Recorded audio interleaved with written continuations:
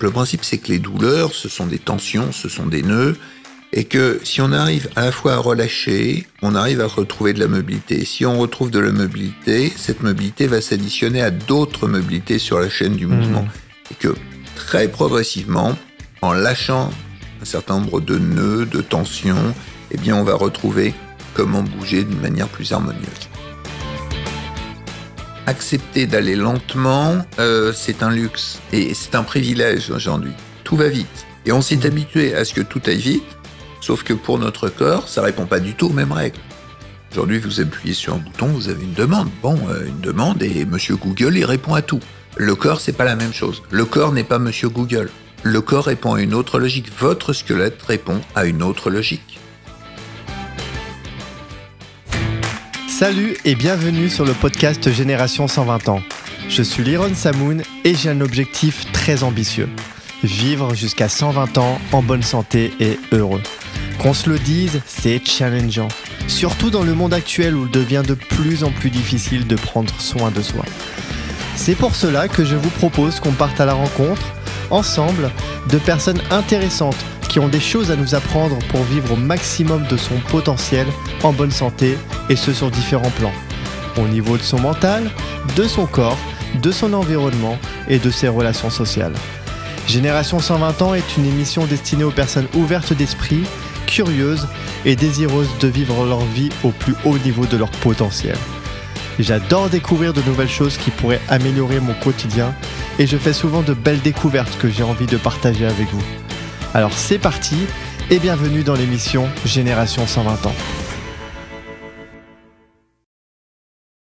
Quand tu veux. Oui, Ok, bon bah super.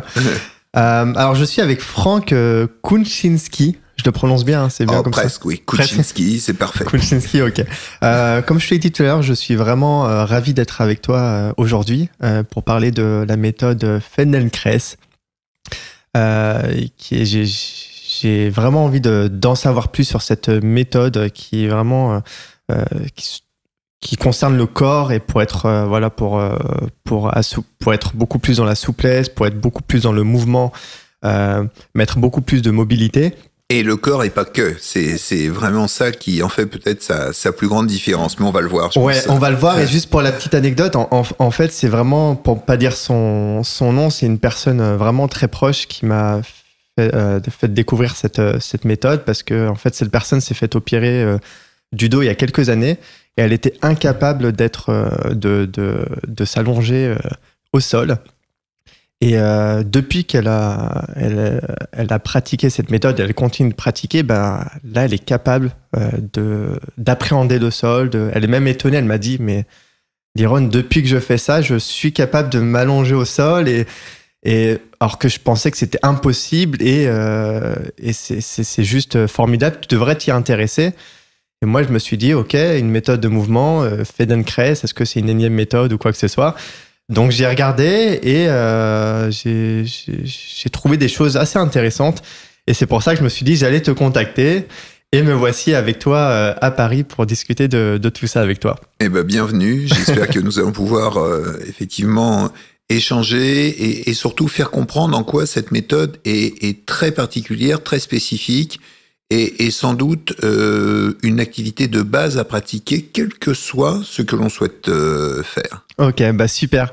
Je te laisse avant tout te présenter, Franck, voilà, dire un peu qui tu es, qu'est-ce que tu fais et comment tu es arrivé à faire ce que tu fais, quoi. Alors, j'ai deux vies dans une vie. Outre ma passion pour la méthode Feldenkrais, je suis prof de gym. Mon père était prof de gym et ma mère fut l'une des premières profs de yoga formées en France. Donc j'ai grandi dans cet univers et très tôt j'ai su que je voulais me consacrer à l'enseignement des activités physiques et sportives. Peut-être pas à viser de performance, mais à viser vraiment de sport santé, de faire en sorte que tout le monde puisse finalement vivre mieux grâce à une activité physique adaptée. Donc j'ai suivi un cursus en préparant un diplôme spécifique pour l'activité physique pour les adultes, et assez tôt j'avais fait des stages avec quelqu'un qui s'appelle le docteur Le Boulch et qui avait influencé toutes les directives de l'éducation physique et sportive en France dans les années 60 et 70 autour des thèmes de la notion d'espace-corps, d'espace-temps, et sa technique, sa méthode s'appelait la psychocinétique. Et puis un jour, ce monsieur m'appelle et me dit, voilà, écoutez, j'avais 19 ans à l'époque, j'ai pensé à vous parce que je développe avec une entreprise spécialisée de la formation professionnelle pour les adultes destinée à apprendre comment manipuler des charges et des sacs notamment sans se faire mal au dos. Donc, si ça vous intéresse, je vous recommande parce que je pense que ça peut tout à fait vous convenir. Et donc, il me recommande auprès d'une société. Je n'avais même pas 20 ans. La personne avait tiqué un petit peu parce que, en raison de mon jeune âge. Et me voilà parcourir les routes de France, découvrir la France qu'on appelle profonde, qui est la France des coopératives agricoles notamment, et apprendre à des salariés de ces coopératives agricoles, dont certains avaient plusieurs dizaines d'années d'activité professionnelle, comment soulever des sacs sans se faire mal au dos. À l'époque, les sacs, c'était des sacs de 50 kilos. Ah oui. Et donc, je fais ça pendant 2 jours dans une coopérative, puis ensuite on change quasiment chaque semaine. Ça parallèlement à mes études que je réussis T'étais des études de sport des études de sport, voilà, de ce qu'on appelait à l'époque la culture physique, bien.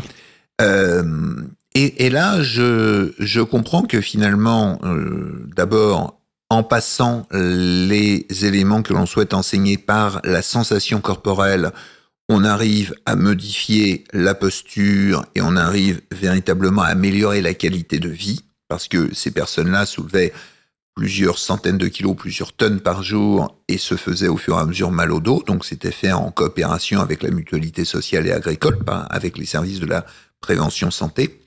Et surtout, je comprends aussi que les plus grandes théories ne valent que si elles débouchent sur une pratique réelle. Et encore aujourd'hui, je suis très reconnaissant au docteur Le Boulch de m'avoir initié, lui qui était le grand théoricien, à cette forme de mise en pratique réelle des plus grandes théories sur le sport. C'est ce qu'on appelle la psychocinétique, c'est ça ? La psychocinétique. C'est-à-dire un mélange de psychologie, du coup, et cinétique, c'est le mouvement. Alors, la cinétique, c'était le mouvement. La psychologie, il fallait voir tout ce qu'il y avait derrière. C'était en fait la manière avec laquelle la personne sentait son corps dans le mouvement et dans l'espace. Ce monsieur avait écrit 2 livres qui étaient un petit peu les grandes montagnes à franchir pour tous les étudiants STAPS à l'époque. Il y avait le rouge et le vert. Donc à chaque fois que je parle du docteur Le Boulch à des étudiants STAPS qui ont connu cette période, ils me disent « Ah oui, le rouge et le vert, oh là là !» Effectivement, c'était des livres, allez, on va le dire aujourd'hui, difficilement lisibles, mais qui, lorsqu'ils étaient traduits dans des stages de 2 jours de manipulation, levée et port de charge, de prévention d'accidents du travail, devenait incroyablement concret. Quand tu dis difficilement lisible, c'est que c'était beaucoup de théories compliquées. C'était très dense. C'était un bon livre. Oui, tout à fait. C'est vraiment fallait réfléchir à chaque chapitre, etc. Donc, mais encore une fois, quand on le met en pratique, il est très clair que on améliore grandement, puisque je revenais ensuite environ 3 ou 4 mois après, faire une journée de bilan, de rappel, pour voir si les personnes avaient bien intégré. Et en général, 90% des personnes intégraient parfaitement ce genre de technique. Et comment ce docteur, d'un coup, il s'est dit, tiens, je vais te voir, toi, et est-ce que tu peux aller parcourir la France ? Ou alors t'as montré un signe d'intérêt ? Disons que je faisais des stages avec lui, assez jeune, et il, visiblement... il avait noté que j'appréciais beaucoup ce type de pratique, que j'appréciais aussi des pédagogies un petit peu hors normes, voilà, hors circuit. Alors, il enseignait beaucoup à des psychomotriciens, mais pour ce type de job, fallait peut-être quelqu'un qui soit plus prof de gym pour bien coller au milieu. Et ça m'a fait découvrir aussi véritablement le monde du travail, et puis des gens très très attachants, et à chaque fois on déjeunait ensemble, il y avait de vrais échanges entre nous. Ok, d'accord.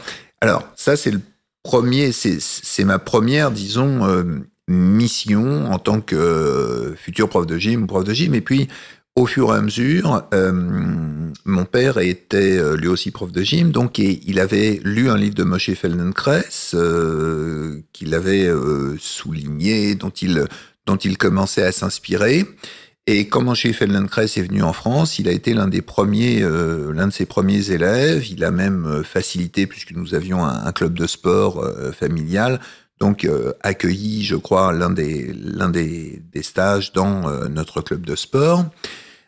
Et donc, il m'avait conseillé aussi de suivre des séances de méthode Feldenkrais, séances qui m'ont là aussi tout de suite intéressé, parce que j'ai bien senti la différence entre faire un mouvement, reproduire un mouvement et ressentir un mouvement. Voilà, ce sont deux choses un petit peu différentes. Et puis parallèlement, je comprenais aussi que même si j'appréciais l'environnement du sport en tant que tel, c'est-à-dire de l'entraînement et de la compétition, je ne serais jamais un grand compétiteur. Bon, j'aimais bien le volleyball, mais je ne sautais pas pour dépasser, pour arriver au filet. Ouais, t'étais pas dans la performance, etc.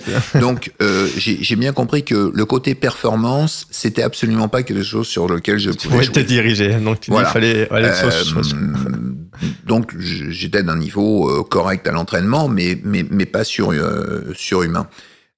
Et donc cet aspect-là m'intéressait d'autant plus que là, je sentais que j'avais quelque chose vraiment à apporter.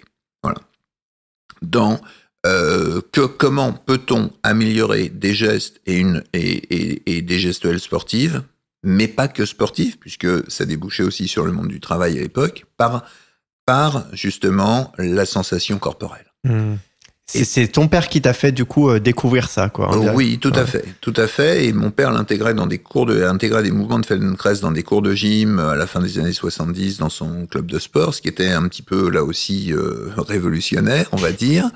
Et puis c'est vrai que cette approche, elle était à la fois nouvelle, mais surtout, elle prenait le contre-pied de tout ce qui existait. Voilà, ça, je pense qu'on va revenir dessus. Oui, complètement. Et en 1984, l'année de la disparition de Moshe Feldenkrais, une formation professionnelle est organisée en France. Et je vais dire que tout naturellement, je m'y inscris parce que je comprends qu'il y a là quelque chose pour aller plus loin. Voilà. Et il y a vraiment le ticket essentiel pour porter le travail d'activité purement physique que je faisais à un autre niveau. Voilà. S'en suivent 4 années absolument passionnantes d'échanges, d'apprentissage, et où la maturation se met en place. Et voilà comment je deviens praticien Feldenkrais. Un des premiers en France. Voilà, parmi les 100 premiers en France, la formation dite de Paris. Donc tout ça, il s'est écoulé combien de temps, du coup, entre le moment où tu as découvert cette méthode et le moment où tu as mis à... Alors, et la fin de la formation, on va dire qu'il s'est déroulé à peu près 7 ans. Okay. Voilà. Mais entreprendre un cours une fois et sentir que ça fait du bien, et puis pouvoir enseigner, sont deux challenges, deux choses très différentes. Oui. Très différentes. Enseigner, c'est approfondir. Enseigner, c'est vraiment... aller beaucoup plus loin et savoir comment amener l'autre vers ce chemin. Il faut déjà s'en imprégner pleinement déjà de la méthode, j'imagine. Quoi. Tout à fait, oui. Alors avant cette formation, beaucoup des participants, on avait pris beaucoup de cours, on avait fait des stages ensemble, etc. Donc beaucoup de gens déjà se connaissaient parce qu'on s'était vus dans des formations. C'était un peu le cas dans les formations, les 2 premières formations, disons, dans les années 80. Ok, d'accord. Ça me permet d'avoir une vision un peu plus globale de ton parcours. Du coup, tu parles de la méthode Feldenkrais qui vient de son créateur Moshe Feldenkrais. Est-ce que, juste avant de parler pleinement de cette méthode-là, enfin déjà expliquer juste brièvement ce qu'est la méthode et comment ce créateur Moshe Feldenkrais, il est venu à faire cette méthode, qui est aussi connue aujourd'hui. Alors, effectivement, c'est l'une des rares méthodes éponymes, peut-être avec la méthode Pilate. Pourquoi ? Parce que je crois que l'histoire du XXe siècle fait que le parcours de Moshe Feldenkrais est totalement atypique. C'est quelqu'un qui naît dans l'ancienne Russie, aujourd'hui territoire de l'Ukraine, qui à 14 ans émigre en Palestine mandataire pour aller créer les premiers groupes juifs dans ce qui allait devenir l'État d'Israël. Ensuite, dans les années 30, il vient à Paris, continue à poursuivre ses études. Il devient l'une des premières ceintures noires de judo en Europe. Il est lié d'amitié avec Jigori Kano qui introduit le judo en Europe et il est ceux qui créent le premier club de judo à Paris. Il en est l'instigateur, le Jiu-Jitsu Club de France, qui se crée dans les bâtiments de l'École supérieure des travaux publics de Paris. Alors pour les Parisiens, quand vous passez sur le boulevard Saint-Germain, c'est ce grand bâtiment, immense bâtiment en briques rouges que vous trouvez sur la droite, dans le sens de la circulation, quand vous êtes dans le 5e arrondissement de Paris. Voilà. Ok. Et ce 5e arrondissement, il est très lié à l'histoire aussi de Moshe Feldenkrais. Et puis, c'est quelqu'un qui ensuite devient, puisqu'il fait ses études en France, il devient ingénieur de l'École supérieure des travaux publics de Ah oui, donc rien Paris. à voir avec, a priori, le mouvement, quoi. Alors, pour l'instant, rien à voir. Ah ouais. On va dire vraiment pour l'instant. Ok. Il est ingénieur en électronique et puis il fait des travaux sur la physique, notamment. Il devient docteur en physique et jusqu'à une période très récente, on pensait qu'il était devenu docteur en physique en 1939. En fait, la thèse est écrite en 1939, mais l'arrivée des troupes allemandes fait que il n'a pas la possibilité de présenter sa thèse. Il apprend donc avec lui, il rejoint l'Angleterre dans des conditions absolument épiques qu'il raconte en préambule de sa thèse, puisqu'il perd le manuscrit de cette thèse et donc il est obligé de le réécrire de tête. En s'excusant par avance de ce travail, et il est affecté au développement du sonar pour la marine écossaise pendant la guerre, puisqu'il y avait une guerre sous-marine également très très importante. En étant sur les sous-marins, une blessure du genou qu'il avait eu étant jeune refait surface, puisque lorsqu'il était sur les sous-marins qui étaient donc à quai, les sols étaient mouillés et donc il a au fur et à mesure une douleur au genou qui est persistante. Et là, les médecins qui souhaitent l'opérer lui disent qu'il n'a qu'une chance sur deux de remarcher et Moshe Feldenkrais, considérant qu'une chance sur deux, moins d'une chance sur deux, c'était quand même un faible espoir, remercie les médecins qui ont donné leur avis et décide, contre toute attente, de chercher lui-même les voies à se rééduquer. Et il utilise en fait un accident de la vie pour retourner les choses et pour essayer de voir qu'est-ce qu'il est possible de faire. Quelqu'un de très résilient. Voilà. Et non seulement de très résilient, mais qui va utiliser toutes les bases scientifiques et également toute sa connaissance des mouvements arrondis du judo, des mouvements, etc., pour aller chercher dans le petit, dans le mouvement du tout petit, ce qu'il peut faire. Pourquoi ? Parce qu'il sait qu'en tant que physicien, des mouvements tout petits permettent de grandes choses. Et il le sait d'autant plus qu'il travaillait sur des sujets comme à l'Institut du Radium, donc des sujets assez sensibles sur le plan de la physique. Et contre toute attente, et progressivement, en faisant de tout petits mouvements, il retrouve de la mobilité. Et l'un de ses amis lui dit « Mais moi j'ai mal au dos, est-ce que tu peux m'aider ?» Et il utilise la même technique, des tout petits mouvements à chaque fois, en recherchant simplement là où c'est facile, et en allant juste là où c'est facile, et en utilisant cette aisance pour organiser ensuite des mouvements. Et son ami, au fur et à mesure, la situation s'améliore, il a plus mal au dos. Progressivement comme ça, commence à naître la méthode Feldenkrais. Donc c'est de son expérience et de son vécu qu'il a développé ça par des recherches au départ. Comprenez que c'est un esprit aussi de chercheur, de scientifique, mais aussi un esprit de créateur.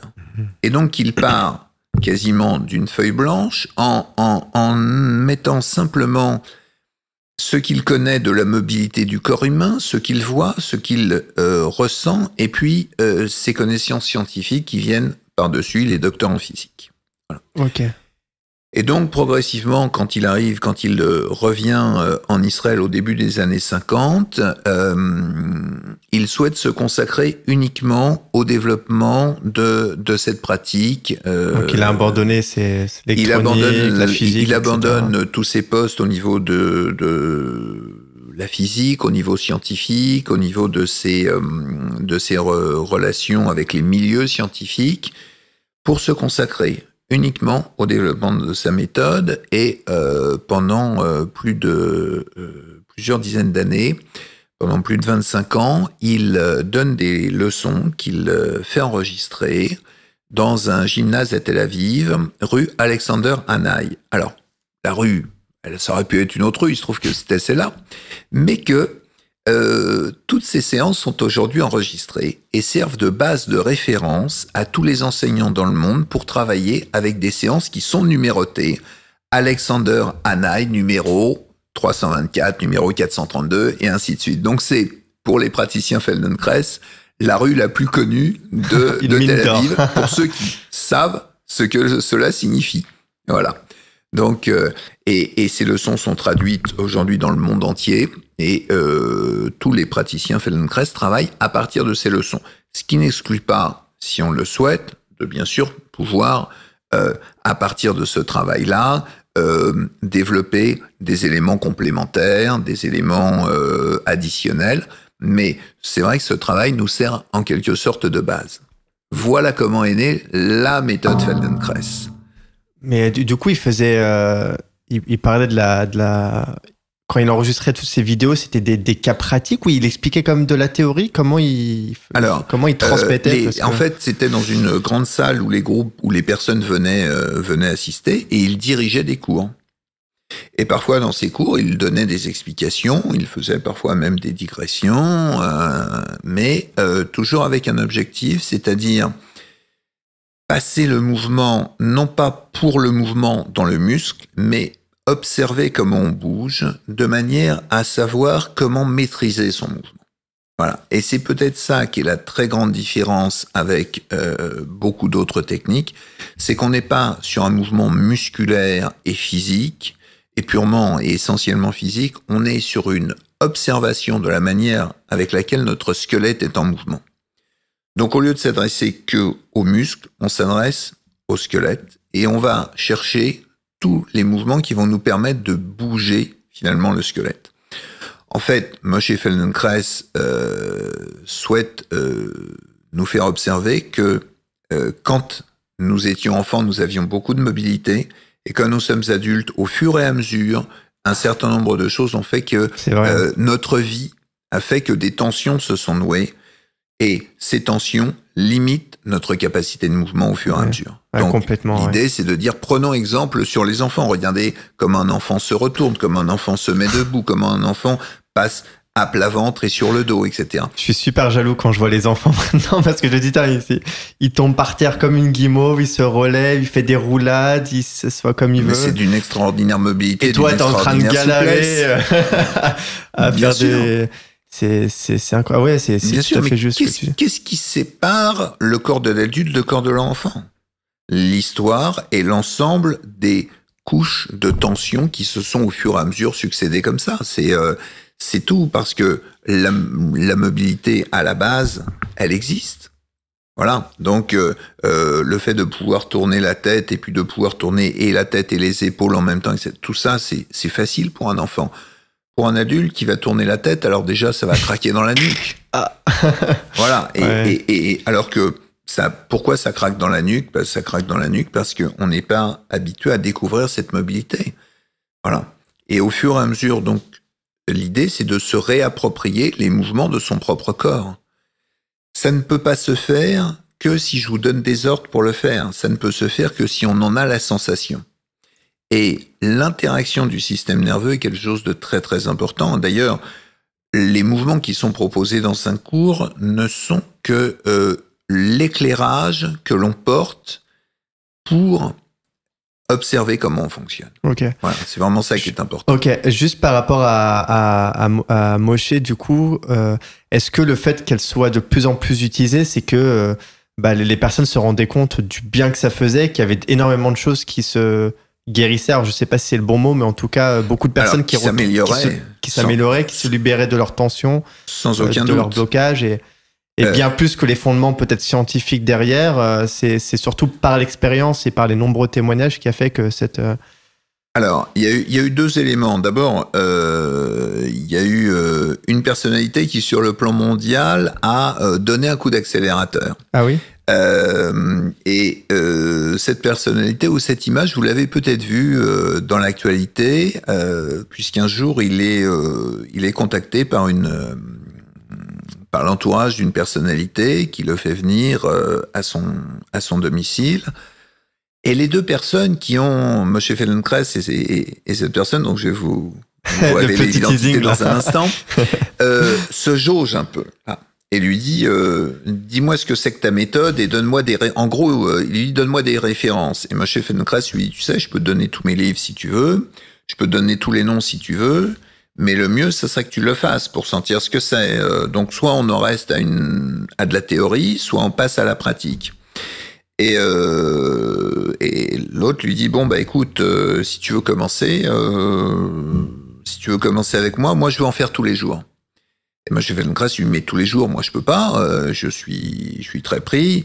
Et la personne lui dit, non, écoute, celui qui est le plus pris des deux, c'est moi. Si je fais l'effort de m'y consacrer tous les jours, je veux que tu sois disponible. M. Feldenkrais lui dit, OK.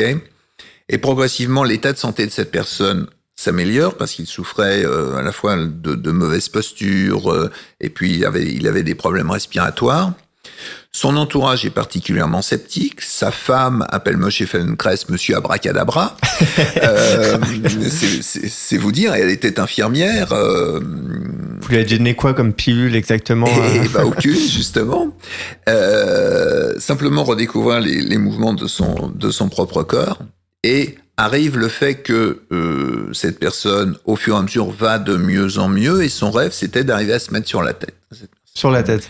Sur la tête. Et cette personne se met sur la tête et se fait photographier par un journaliste et la photo fait le tour du monde. Ça y est, ça me revient.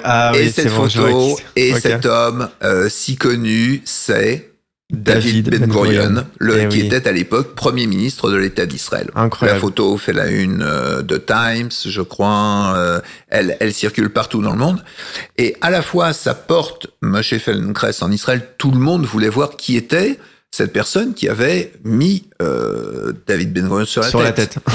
Moshe Feldenkrais était un petit peu... pas froissé, mais disons, un petit peu en porte-à-faux parce que la méthode Feldenkrais ne sert pas forcément à se mettre sur la tête. Tout le monde voulait se mettre sur la tête. Moi, je ne vais pas mes élèves sur la tête, par exemple, sauf si j'ai une demande particulière. Donc, l'idée, c'était aussi de dire non, la méthode Feldenkrais, ça sert pas qu'à se mettre sur la tête. Et cette photo, encore aujourd'hui, elle est très connue. Et non seulement elle est très connue, mais je crois qu'elle est devenue l'une des statues. Il y a une statue géante sur la plage de Tel Aviv. Voilà, c'est bien sur ce la que je me plage disais. de Tel Aviv que l'on peut voir depuis la promenade. Effectivement. Et je crois par contre qu'il n'y a pas de plaque qui explique ce que c'est, de plaque explicative. Voilà. Donc, tout s'explique. Et ça, on est là au milieu des années 50. Il y a une petite anecdote où Moshe Feldenkrais est avec David Ben-Gurion et puis David Ben-Gurion monte au premier étage de son appartement et ses conseillers lui disent « Mais attends, tu dois recevoir un coup de fil du président des États-Unis. » C'était au moment des événements de Suez. Et Ben-Gurion qui dit « Non, ça me fait trop de bien le Feldenkrais. » Il y a des bandes sonores où on voit des images vidéo, on voit David Ben Gurion parler avec enchantement de la méthode Feldenkrais. Les deux deviennent très amis et les deux se ressemblent vraiment au niveau à la fois du comportement, mais à la fois également sur le plan physique. Il a été revigoré, quoi. C'est devenu un trapu.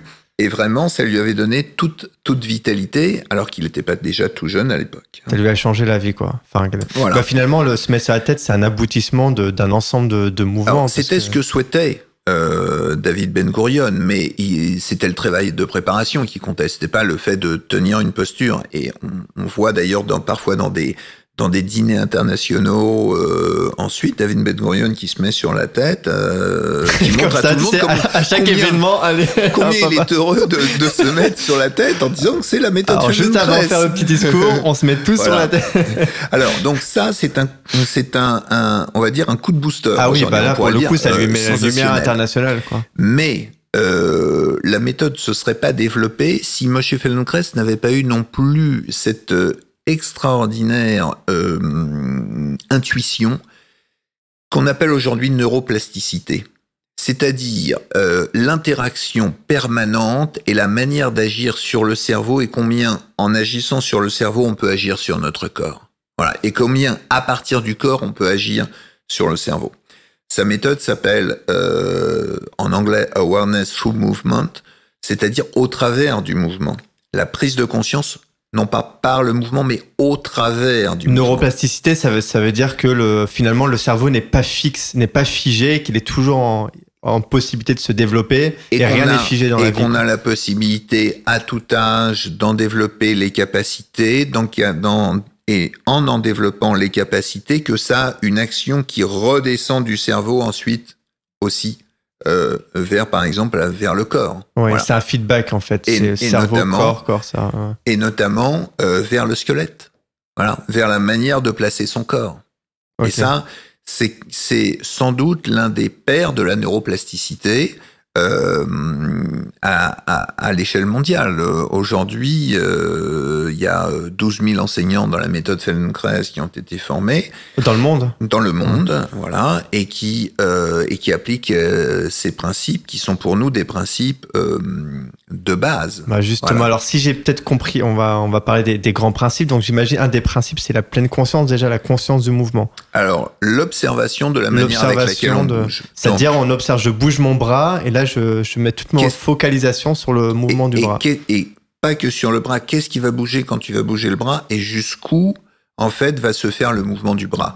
Puisque tu me parles du bras, on va prendre un exemple. Si tu nages par exemple le dos crawlé, oui. D'accord ? Donc si tu nages le dos crawlé, comment tu vas sortir ton bras de l'eau et puis également qu'est-ce qui va bouger avec le bras ? Est-ce que le bras commence à l'épaule ou est-ce que le bras finalement commence sur les côtes ou est-ce qu'il commence sur les hanches ?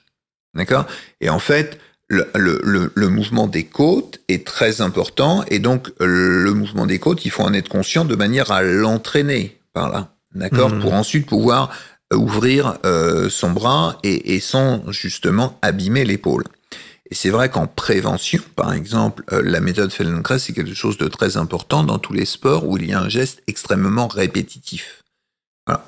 La natation en est un exemple, mais il y a beaucoup d'autres sports où le geste étant très très répétitif, le moindre changement, la moindre sensation, on l'améliore ce geste, on va l'améliorer à chaque fois, sur chaque foulée pour la course à pied, sur chaque mouvement pour la natation ou autre. Donc c'est la décomposition au maximum avant de pouvoir le faire de rapide et c'est surtout une perception en profondeur du mouvement. C'est-à-dire qu'est-ce qui sur mon corps bouge et qu'est-ce que je veux et je peux améliorer pour que le corps bouge mieux. Ouais, faut en être compliqué, hein, surtout en ce moment où comme on surfe sur une vague de pleine conscience, mais parce qu'on est déconnecté de nos corps, hein, clairement. J'ai l'impression, en tout cas. Enfin, c'est très compliqué. Alors, moi, j'en ai eu conscience. Il y a pas longtemps, je suis quelqu'un qui est très dans le mental, mais depuis peu, je me rends compte que c'est important d'être beaucoup plus dans le ressenti, d'être beaucoup plus dans le corps, et c'est quelque chose qu'on n'a pas du tout l'habitude de faire. Alors, je crois que dans nos sociétés, effectivement, le corps a été un peu tabou. Bon. Pour des tas de raisons, alors on va dire la civilisation comme ci comme ça, bon, mais la relation le fait de s'approprier son corps bien entendu vis-à-vis des autres, mais surtout vis-à-vis de soi-même. C'est encore une idée un peu neuve, je crois, dans beaucoup de secteurs. Oui, j'ai l'impression aussi. Voilà. Et finalement, on demande souvent, et la société d'une manière générale nous demande au corps de produire des rapports, de produire des résultats, de produire des tonnages, des gestes, etc. Mais la manière, voire de produire des kilomètres parcourus pour un entraînement d'un sportif, par exemple, voire de produire des performances pour un danseur ou pour un artiste, voilà. Donc, on est dans un mode de production. C'est pas une analyse politique, c'est juste un constat. Mais on oublie que ce qui produit, c'est l'intérieur de la personne.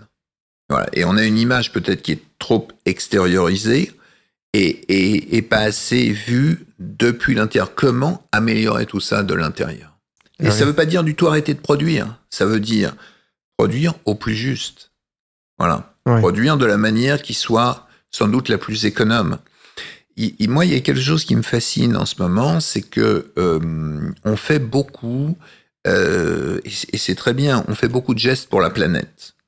On trie ses déchets, on sélectionne le moins d'emballage, on fait attention à ce que l'on jette, à ne pas utiliser d'aluminium, à acheter des t-shirts qui ne sont pas faits à l'autre bout du monde, etc. Et tous ces gestes-là sont parfaitement importants, ils sont également formateurs d'une nouvelle manière d'envisager la société.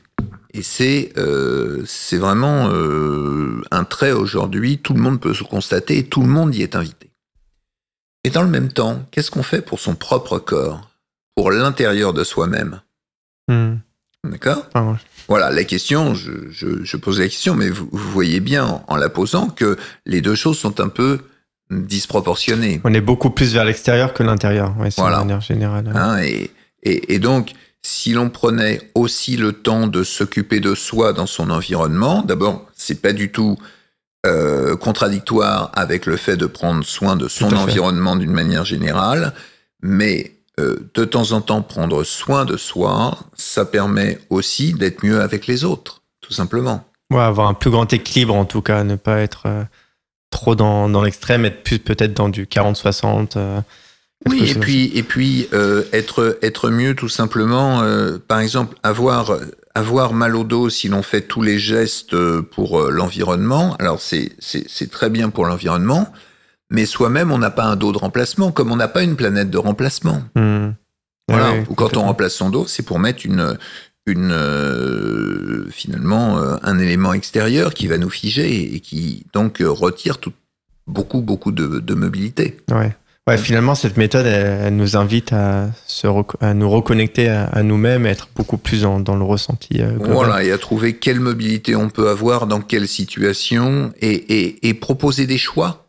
Voilà, finalement, la plupart des mouvements que l'on fait, souvent, quand il y a un problème, c'est parce qu'on le fait d'une seule manière. On n'a pas le choix. On l'a appris comme ça, ou de manière, je sais pas, automatique. C'est répétitif. Ouais, c'est répétitif. Et là, qu'est-ce que l'on va faire en prenant du recul? Eh bien, on va trouver peut-être d'autres manières de s'organiser. Prenons un exemple au hasard, et je suis sûr que tous ceux qui nous écoutent ont déjà, depuis l'heure où vous êtes levé, vous avez ouvert une porte. D'accord? Quelle a été la pression de votre main quand vous avez ouvert la porte? Voilà. Comment vous avez posé votre main? Et quelle force vous avez utilisée? Et posez-vous la question de savoir si par hasard la porte ne s'ouvre pas juste avec un mouvement mécanique. Est-ce que l'on peut avoir une action plus légère de la main? Est-ce qu'on peut peut-être ressentir la poignée au niveau des doigts ou voir comment on actionne? Où pose-t-on les doigts de manière à avoir un minimum d'impact, un minimum de tension? Est-ce que c'est un geste qui est facile ou pas? Et puis quand on tourne la poignée, finalement, est-ce qu'on tourne avec la main? Est-ce qu'on peut aussi la tourner peut-être avec l'épaule? Peut-être, et trouver des manières qui soient amusantes, qui soient différentes de le faire, ne serait-ce que pour ouvrir le champ des possibles. Et pour apprendre à se réapproprier son corps déjà. Parce que c'est vrai que quand tu m'as dit tout à l'heure avec la main, c'est pas évident de se poser. ce que je faisais comme ça avec la main, mais se dire, OK, au niveau des côtes, au niveau de l'épaule, c'est des questions qu'on n'a pas... Qu'est-ce qui se passe dans l'omoplate, par exemple? Ah oui, on n'a pas l'habitude de se poser ces questions. Bien sûr, mais nous, notre métier, c'est de porter un éclairage dessus. Et dans une séance Feldenkrais, on va vous poser des questions. On va poser des questions. Et à ces questions, il n'y a pas une bonne et une mauvaise réponse. Et là aussi, c'est sans doute l'une des caractéristiques de la méthode Feldenkrais, c'est que c'est à vous à apporter la réponse que vous ressentez au moment où on vous le propose.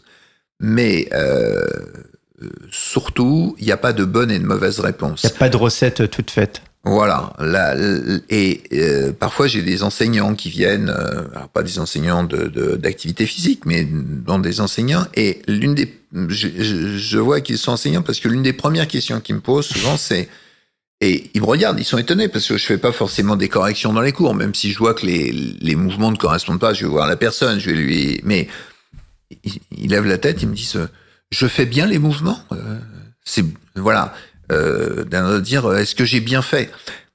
J'ai tendance à me dire la même chose aussi. Il n'y a pas un bon et un mauvais mouvement. Il y a la manière avec laquelle vous le faites. Et ce qu'on veut, c'est vous mettre un éclairage sur la manière avec laquelle vous le réalisez. Et pourquoi pas, on peut le réaliser aussi autrement, aussi d'une manière plus légère, aussi d'une manière en faisant davantage bouger le squelette, etc.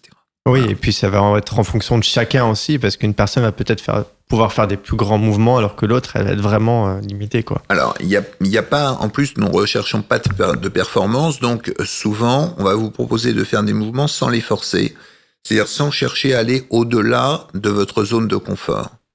Donc, on préfère vous proposer d'élargir votre zone de confort plutôt que d'aller vraiment faire un grand mouvement qui, la plupart du temps, servira pas forcément à grand-chose. Même si ensuite ça peut préparer à des mouvements autres, à des mouvements beaucoup plus rapides, etc. On vit pas lentement pour vivre lentement. On étudie les choses d'une manière assez douce, assez lente, pour ensuite pouvoir, le cas échéant, soit accélérer, soit faire des mouvements en étant beaucoup plus fluide, donc en gagnant en efficacité. Ok.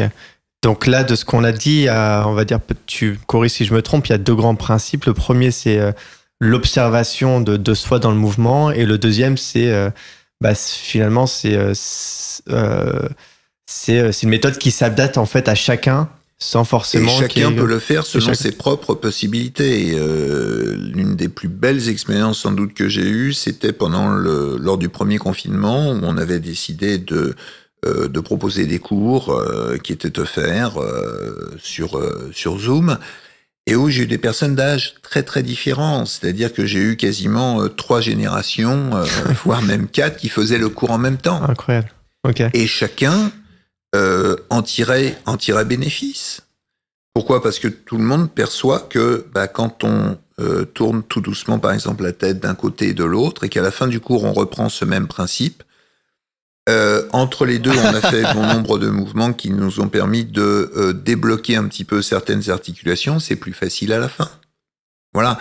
Et ça, tout le monde peut le faire. Et là, on cherche pas de performance. On n'est pas les uns contre les autres. Ouais, voilà. Alors, je dis ça parce que je vois aujourd'hui un certain nombre d'activités qui se développent comme étant des concours d'acrobatie parfois.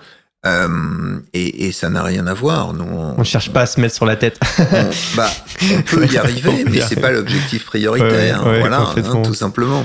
Donc, vraiment, on a de cette expérience lors du premier confinement tiré beaucoup d'enseignements. D'abord parce que je crois aussi que la méthode Feldenkrais est sans doute celle qui a permis de mieux faire passer l'activité. C'est-à-dire que Internet a été un des outils extraordinaires pour faire passer et pour faire découvrir la méthode Feldenkrais. Oui, parce que finalement, on peut la pratiquer de chez soi, n'importe où, et tellement les mouvements sont simples, si je comprends bien, que c'est très facile de transmettre ça. Et en plus, vu qu'on est notre propre maître du mouvement et de nos ressentis, c'est nous qui déterminons nos propres limites. Voilà, c'est vraiment, puisqu'on vous demande de ne pas forcer, vous savez très bien, mieux que moi, si je vous regarde sans doute, jusqu'où vous n'allez pas forcer. Et forcer, ça veut dire qu'on reste sur des facilités de mouvement, c'est aussi aisé qu'au début du mouvement. Donc, par exemple, si vous êtes allongé sur le dos, et on reprenait l'exemple de tourner la tête, quasiment tout le monde peut amener l'oreille sur le sol. C'est-à-dire que vous pouvez amener, en tirant bien sur la nuque, en forçant bien, tout le monde peut poser l'oreille sur le sol. Ça n'a aucun intérêt. Observez juste ce qui est aussi facile que le début, et puis vous revenez. Et en faisant un certain nombre de mouvements au fur et à mesure, eh bien, vous allez vous apercevoir que, tout en conservant cette notion de l'aisance aussi facile qu'au début, on peut aller un tout petit peu plus loin. Voilà. Ok, donc c'est aller jusqu'à la première petite résistance, ou même pas en fait. C'est vraiment on s'arrête avant. On s'arrête avant. On s'arrête avant. Ça doit rester toujours très dans une amplitude très facile, très fluide. Et ensuite, moi j'ai des personnes qui parfois lors des cours me disent mais attention, ça là je suis limité, je peux pas le faire. Imaginez-le. Créez le mouvement par la pensée. Observez comment votre squelette va s'organiser pour le percevoir, pour organiser, pour penser, pour créer ce mouvement. Donc la visualisation en plus. Et là, on fait intervenir donc le système nerveux également, de manière à nous projeter dans le mouvement sans le réaliser. Et ensuite, on peut se mettre sur le chemin pour le réaliser. Voilà. Ok. Donc on va vraiment très doucement, très en profondeur. Ce qui n'empêche pas après de nous préparer à faire des choses extrêmement fortes. Je parlais tout à l'heure des personnes qui devaient lever des sacs, etc. Et donc ça a été une des premières expériences. Mais je me suis intéressé également au golf. Et le mouvement du golf est un mouvement d'une puissance. Le swing. Le swing de golf, c'est extraordinaire. Donc on peut bien sûr travailler la méthode Feldenkrais pour savoir quelles sensations on a et améliorer, par exemple, son swing de golf. Mais ça peut être bien d'autres gestes sportifs également. Ok. Ouais, donc je comprends bien, c'est vraiment adapté à chacun pour n'importe quelle discipline, même au quotidien. On peut en trouver des applications dans toute la vie quotidienne. Partie, tant que de toute façon il y a du mouvement, il y a des choses à faire. Lorsque nous discutions en aparté tout à l'heure, je vous citais l'exemple d'une personne qui pouvait avoir mal à l'épaule et qui allait se retrouver à ouvrir une baie vitrée. Comment s'organiser pour ouvrir une baie vitrée? La plupart du temps, les personnes vont créer un effort qui va forcer dans l'épaule. Alors qu'en utilisant simplement le poids de corps, il est très facile de pouvoir déplacer une fenêtre et de pouvoir la refermer de la même manière, Effectivement. par exemple. Effectivement. Est-ce que ça veut dire qu'on est en mesure de retrouver toute sa mobilité complètement avec cette méthode? Alors, tout dépend à quel âge d'abord on commence, tout dépend de l'histoire qu'on a eue, tout dépend du vécu que l'on a eu. Mais en tout cas, une chose est sûre, si on ne commence pas, on retrouve rien. Oui, c'est sûr. Bon, alors oui, mais il faut aussi voir les choses dans l'autre sens. Oui. C'est-à-dire que nous, on peut pas faire une promesse si de l'autre côté, il n'y a pas d'action. Ensuite, il faut rechercher toute la mobilité possible. Si on prend l'exemple de quelqu'un qui a une kyphose, est-ce que cette kyphose, elle est figée ou est-ce qu'elle est un tout petit peu mobile? Et puis, d'autre part, qu'est-ce qu'on va pouvoir récupérer comme mouvement et comme organisation dans les mouvements? C'est-à-dire, où va-t-on trouver de la mobilité pour quand même recréer le mouvement? Voilà. Alors, il y a deux types d'enseignements dans la méthode Feldenkrais. Vous avez les séances collectives et vous avez les séances individuelles. Donc, les séances individuelles, là, le praticien intervient par le toucher. C'est-à-dire qu'en posant à la fois les mains et puis en créant une action, on va chercher toutes les parties qui là aussi peuvent bouger et la manière avec laquelle on peut mettre toutes ces parties ensemble pour faire passer le mouvement. Voilà. Et ça offre des résultats donc sur mesure, tout à fait. Tu parlais de la kyphose, on peut retrouver un dos plus ou moins droit avec. J'imagine que c'est pas du jour au lendemain, mais. Alors, c'est pas du jour au lendemain. 2, ça dépend du cas de chacun, mais surtout. Quel est le problème? D'abord, il faut arrêter de tomber avec une kyphose. Il faut arrêter de descendre. Donc ça, c'est le premier point. Le deuxième point, c'est que peut-être que cette kyphose, elle ne permet pas de faire tous les mouvements que l'on voudrait dans la vie quotidienne. Il faut voir comment on peut les recréer, par exemple.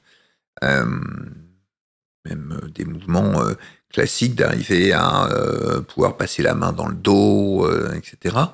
Et puis, par ailleurs, d'observer également quelle mobilité globale on peut trouver. Voilà. Donc il y a bien sûr le dos qui a une importance, mais à partir du dos, quelles sont les côtes qui peuvent encore bouger, qui sont mobiles? et où va-t-on pouvoir libérer des tensions pour rendre plus de mobilité. Ok, donc il y a une première séance quand on est en individuel qui va te permettre de faire un état global de la personne. Alors, en fonction de ses objectifs. Sur chaque séance, on fait une forme au départ, on observe. Beaucoup de choses se font par l'observation. Mais le fait de poser les mains, on va aussi percevoir où sont les mouvements, par où passe la respiration, où ne passe pas. Et en règle générale, on respire plutôt dans les parties qui sont relâchées, décontractées, qui sont mobiles. Ah bah, elle respire plus. Voilà. Eh bien, les côtes, là, tiens, on sent qu'il n'y a plus de respiration, que la respiration, elle est uniquement dans l'abdomen. Ah bah, si c'est uniquement dans l'abdomen, peut-être qu'on va pouvoir aussi... et dans quelle direction bouger les côtes de manière à ce que l'air repasse un petit peu et à ce que donc la mobilité repasse. Voilà. Donc chaque séance individuelle, et c'est en ça que c'est passionnant, c'est une forme de petite enquête où l'on va au fur et à mesure trouver les éléments les plus adaptés pour permettre le mouvement. Et puis donc les séances collectives où là on va prendre un mouvement et puis on va chercher à l'améliorer en proposant d'autres exercices au fur et à mesure, toujours d'une manière assez douce. Mais après, une fois qu'on a acquis ces mouvements, on peut tout à fait, pourquoi pas, les accélérer aussi. Ok.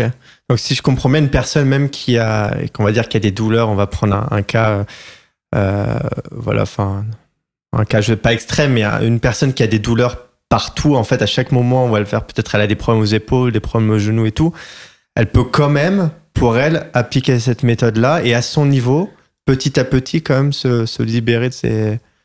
Alors, tout à fait. Non seulement ça, mais en plus, il semble que ce soit l'une des seules activités qui lui soit indiquée, puisque nous... Il n'y a aucune contre-indication. Nous, entre guillemets, récupérons, mais nous trouvons souvent, parmi les personnes qui viennent nous voir, des personnes qui sont un petit peu en bout de parcours. C'est-à-dire qu'ils sont passés par tous les spécialistes. Elles ont tout fait et plus... Pas pu faire forcément grand-chose. Et chez nous, il se trouve que ça leur fait du bien. Voilà. Okay. Donc, et ça, c'est quand même passionnant, mais on aimerait aussi les avoir un peu plus tôt. Et oui, bah oui, forcément, oui. Donc, et pourquoi, en fait, quel est le principe? Le principe, c'est que les douleurs, ce sont des tensions, ce sont des nœuds, et que si on arrive à la fois à relâcher, on arrive à retrouver de la mobilité. Si on retrouve de la mobilité, cette mobilité va s'additionner à d'autres mobilités sur la chaîne du mouvement. Et que, très progressivement, en lâchant un certain nombre de nœuds, de tensions, eh bien, on va retrouver comment bouger d'une manière plus harmonieuse. Tu mets de la respiration dans la pratique ou c'est vraiment que du mouvement Alors, s'il y a besoin de la respiration, on va le dire, mais en règle générale, j'ai plutôt tendance à laisser les personnes respirer comme elles le ressentent.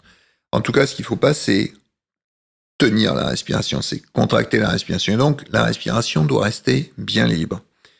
L'une des premières questions qui m'est souvent posée par des personnes à qui on a appris une respiration extrêmement cadencée, c'est, ils se relèvent dans un cours, comme ça, ils me disent, comment faut respirer? Mais comme quand vous marchez dans la rue, vous respirez comment? Voilà. Et donc, très souvent, ce sont des personnes qui ont une pratique assidue du yoga, par exemple, où là, il y a une respiration qui est très cadencée, on va dire. Non, nous, la respiration, on souhaite qu'elle reste libre. Normale, quoi, comme elle fait d'habitude. Et d'observer, par contre, où vous respirez, comment vous respirez, quelle partie respire. Et puis d'observer pendant le cours, et à la fin du cours, est-ce qu'il y a des modifications et en quoi? Et par exemple, l'une des choses peut-être les plus observées, c'est qu'on arrive à respirer dans le dos. On arrive à respirer dans le dos, c'est-à-dire? Oui, monsieur, on arrive à respirer dans le dos. Voilà. Et ben, on se dit, et quand on est assis sur une chaise, on se dit comment c'est possible. Eh bien, quand vous êtes allongé, etc., vous allez vous apercevoir que le mouvement respiratoire, au fur et à mesure, peut se faire aussi dans le dos. Et d'ailleurs, les côtes qui entourent les poumons, eh bien, sont des côtes qui sont bien sûr mobiles, qui peuvent bouger. Et cette respiration, quand on arrive à lui donner plus d'ampleur, elle se fait également en étant plus relâché et en lâchant un certain nombre de tensions dans le dos. Ouais, c'est parce qu'on a des tensions que finalement on est juste limité à une certaine partie, comme le haut du corps. Notre respiration est totalement prisonnière de nos tensions. Voilà. A priori, on devrait pouvoir respirer comme un bébé. Le bébé, il a le... De partout. De partout, c'est un mouvement de vague qui est très beau à oui, c'est vrai. C'est vrai qu'on on observe les petits bébés. Et nous, on se contente, en général, soit du ventre, soit des côtes, rarement des deux en même temps, et surtout dans des amplitudes dans une seule direction. Voilà. Soit on va vers l'avant, soit on va un peu sur les côtés. Rarement, on a tendance à aller vers l'arrière. Ouais, c'est vrai que quand on observe le ventre, en tout cas le mouvement de la respiration, en fait, il y a très peu d'amplitude. En fait, les gens, les personnes, moi aussi, compris, on n'a pas tendance à exploiter le potentiel, la capacité maximum de... Alors que pourtant, on est fait pour respirer. Bah oui, c'est la base. Sinon, on ne vivrait pas. Oui. Donc, la respiration constitue souvent un bon observatoire de la manière avec laquelle on bouge et de quelles sont les régions qui bougent un peu moins. Donc, quelles sont les tensions sur lesquelles on va pouvoir jouer finalement pour ça. Ok. Voilà. D'accord. Donc là aussi, il y a une espèce d'interaction entre la respiration, le relâchement et l'image qu'on a de notre respiration et de notre corps en mouvement. Okay. Tu parlais du yoga, donc si je comprends bien, c'est beaucoup plus doux que le yoga en fait, parce que le yoga, on va peut-être chercher peut-être la performance dans la souplesse ou dans le mouvement, alors que finalement là, cette méthode là, c'est beaucoup plus douce et à un autre niveau. On cherche pas forcément la souplesse, la performance. Pour bien aborder le yoga, je dirais faites du Feldenkrais. Et j'ai eu pendant le confinement beaucoup de professeurs de yoga qui sont venus découvrir, parce qu'ils en avaient entendu parler, ce qu'était le Feldenkrais. Et un certain nombre d'entre eux m'ont dit, mais je n'enseignerai plus et je ne verrai plus mes postures de yoga de la même manière. Ah oui? Voilà. Ok. D'accord. Et bon, alors, outre le fait que cette activité, me semble-t-il, et je la connais bien puisque ma mère a été l'une des premières profs formées en France à la fin des années 60, cette activité, je pense, a dérivé dans de multiples directions, dont ce que l'on en voit n'est pas forcément la pratique majoritaire, on va dire. Il y a une recherche de performance, de beauté visuelle qui fait que souvent ça se fait un peu au détriment de l'enseignement. Voilà. Ouais. D'accord. D'où l'intérêt de savoir placer son corps pour apporter les postures de yoga, par exemple. Il y a eu énormément de cours de yoga lors du premier confinement et beaucoup de gens sont restés un petit peu sur le tapis, si je puis dire. Voilà. Donc ça a été une activité très découverte par les trentenaires, on va dire, très en vogue.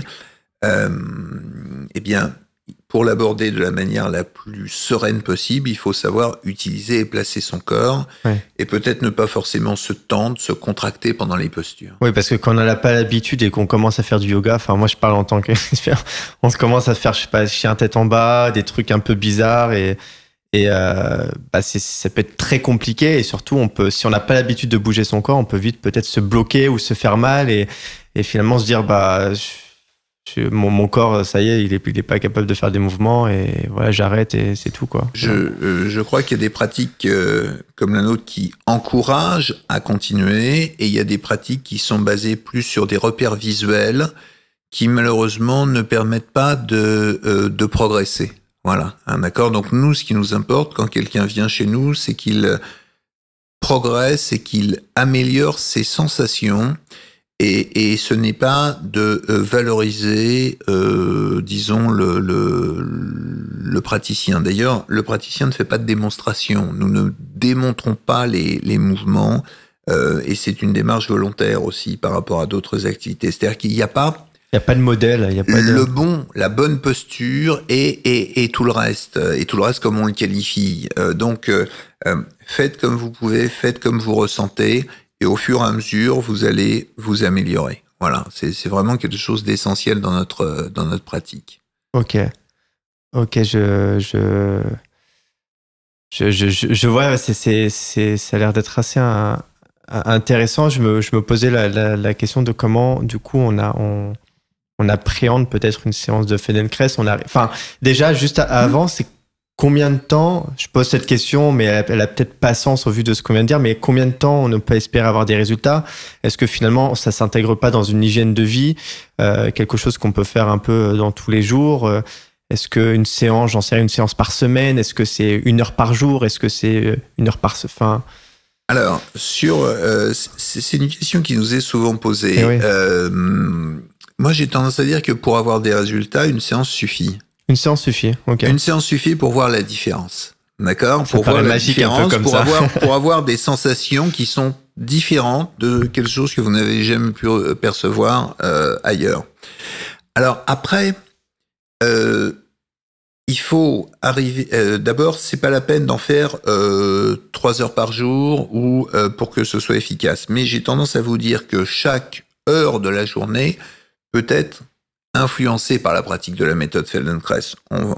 Beaucoup de gens étaient assis là dans les mois qui ont précédé, assis en télétravail. Comment on est assis? Sur quelle partie du corps on est assis?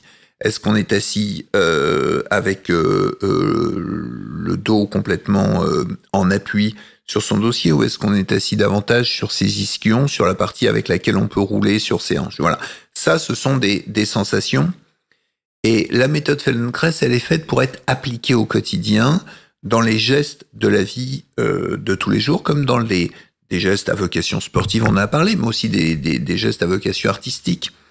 Pensez que des musiciens qui s'entraînent plusieurs heures sur leurs instruments de musique ont besoin d'acquérir des sensations pour éviter tout problème lié à la fatigue musculaire, par exemple. Donc pour eux, le Feldenkrais, ça va être peut-être de mieux se placer par rapport à son instrument, d'organiser aussi son assise de manière à être en adéquation avec cette recherche. Pour des danseurs, ça va être peut-être de mieux utiliser leur squelette dans les mouvements et ainsi de suite. Donc, une séance par semaine, c'est une très bonne base pour démarrer la pratique de la méthode Feldenkrais, oui. Avec le fait de se dire ensuite, ce que j'ai fait là, comment je peux l'adapter. Ça vient au fur et à mesure. Oui. J'ai une couverture ou un pot de confiture à mettre sur une étagère ou à prendre sur une étagère très en hauteur. Est-ce que je vais tirer sur mon épaule ou est-ce que je vais écarter mes côtes pour pouvoir le faire et trouver plusieurs centimètres d'allonge dans mon bras? Si je dois tourner ma tête pour faire un créneau, par exemple, pour regarder derrière, est-ce que je vais tirer sur les muscles ou sur mes vertèbres cervicales et uniquement sur les cervicales? Ou est-ce que je vais avancer la hanche opposée pour pouvoir tourner facilement mes épaules et ensuite tourner facilement la tête sans tirer sur la nuque, et ainsi de suite. Ouais, Donc, beaucoup d'organisations qui, au quotidien, doivent nous permettre de vivre mieux notre corps en mouvement. Oui, c'est arriver à se poser les bonnes questions, en tout cas, pour entraîner finalement à avoir plus conscience de... Et quand on se pose les bonnes questions, on a en général les bonnes réponses parce qu'on a pu le percevoir sur son propre corps. Le corps garde en mémoire les bonnes sensations. Alors maintenant, comment appréhender un cours, une séance Feldenkrais? Eh bien, parce qu'il s'agit d'une activité différente, n'y allez justement pas comme on dirait prendre un cours de gym ou autre, de fitness, et un cours de fitness. Et je vous en parle là en toute connaissance de cause, puisque j'ai plus de 10 000 cours à mon actif dans toutes les activités du sport santé. D'accord? Donc là, on est dans un registre totalement différent. Donc, n'attendez pas à avoir un modèle, mais pensez simplement à la manière avec laquelle vous allez faire les mouvements vous-même. D'accord? Donc, l'idée, c'est de se dire comment je fais ce mouvement, comment je bouge lorsque je le fais, qu'est-ce qui bouge quand je le fais, quelles sont les différences par rapport à l'autre côté, et puis, qu'est-ce que ça me procure? Est-ce que finalement je suis à l'aise quand je fais ce mouvement ou est-ce que ça tire un petit peu? Voilà. Et si je veux pas que ça tire, jusqu'où je vais pour éviter que ça tire, et ainsi de suite. Ça, c'est, je crois, une démarche qui est une démarche d'accepter d'intérioriser et non pas, surtout pas, de chercher à faire un mouvement extérieur. Donc, mouvement extérieur où tout le monde tourne la tête à droite, puis tout le monde tourne la tête... Il y a des activités pour ça. Les cours de danse sont passionnants, à la condition de savoir, là aussi, bien organiser son corps.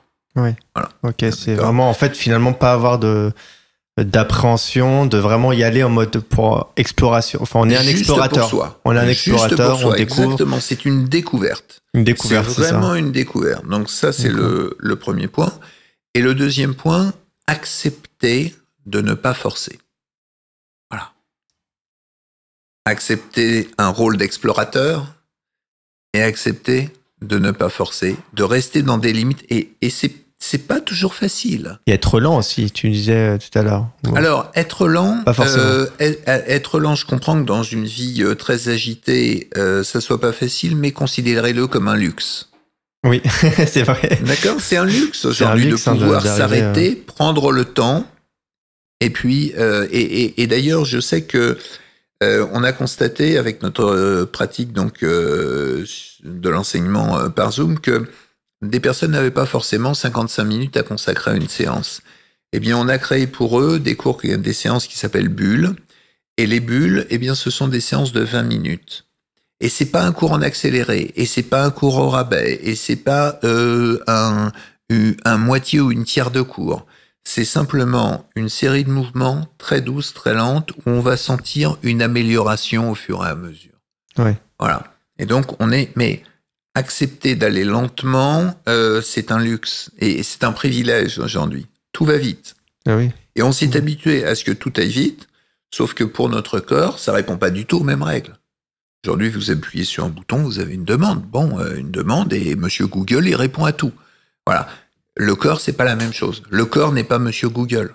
Voilà. Désolé pour tous les geeks qui nous écoutent, mais le corps répond à une autre logique. Votre squelette répond à une autre logique. Voilà. Ouais. Parce que sur votre squelette, on peut pas changer. Même une carte mère, on la change pas. Ouais, on a un seul corps, un seul corps qu'on a laissé pour compte depuis des années, et qui attend qu'on le réapproprie et qu'on prenne soin de lui à nouveau. Votre corps vous attend. Vraiment, votre corps vous attend, votre corps ne demande que ça, et ça passe par une observation de votre corps dans ses mouvements légers, petits, faciles pour certains, mais pas forcément obligatoirement faciles pour tous, qui vont vous permettre d'observer la manière avec laquelle vous bougez, la manière avec laquelle vous pouvez le faire, et puis après, d'inventer la vie qui va avec. Puis je le rappelle, finalement, les tensions sont juste des messages du corps, quoi. Parce que à partir du moment où on écoute son corps, on se rend compte qu'il envoie plein de messages et que c'est tout à notre intérêt d'écouter pour justement aller au-delà de ces tensions et de dire hey, coucou, je suis là, aide-moi à me libérer des tensions, bouge-moi, occupe-toi de moi, quoi. Alors c'est le entre guillemets, c'est le bon côté des tensions si on sait l'interpréter, c'est-à-dire c'est le rappel. C'est le rappel, ouais. Là, j'ai une douleur à l'épaule, qu'est-ce qui s'est passé? Ou bien j'ai un petit problème entre les omoplates ou à la hanche. Voilà. Et si c'était finalement le point de départ d'une fantastique aventure? Et cette fantastique aventure, il n'y a pas besoin de parcourir 10 000 km, il n'y a pas besoin d'aller faire Koh-Lanta. Finalement, découvrez cette fantastique aventure à l'intérieur de vous-même. Il n'y a pas forcément besoin de matos, de matériel ultra cher. C'est l'avantage. Finalement, on est juste soi, quoi. C'est l'avantage. Juste soi avec...